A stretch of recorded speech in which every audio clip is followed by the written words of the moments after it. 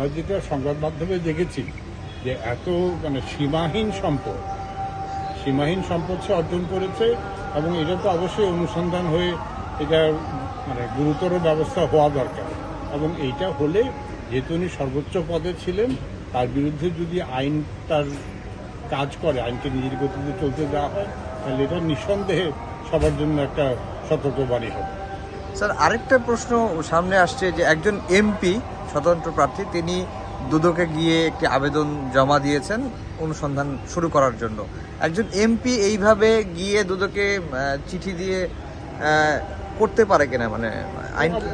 অবশ্যই পারে। এটা তো উনি সংসদ সদস্য হিসেবে কোনো আদেশ দেন নাই, উনি নাগরিক হিসেবে অভিযোগ করেছেন। হ্যাঁ, এটাও সত্য, মানে আমি আপনি নাগরিক থেকে সংসদ সদস্য নাগরিক হিসেবে এটা অভিযোগ দিলে তার গুরুত্ব বেশি হবে।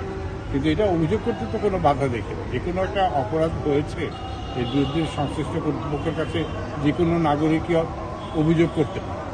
তখন ওই সংশ্লিষ্ট কর্তৃপক্ষের কাজ হবে ওই অভিযোগটা কতটা বাস্তব, কতটা প্রমাণ ভিত্তিক সেটা অনুসন্ধান করা।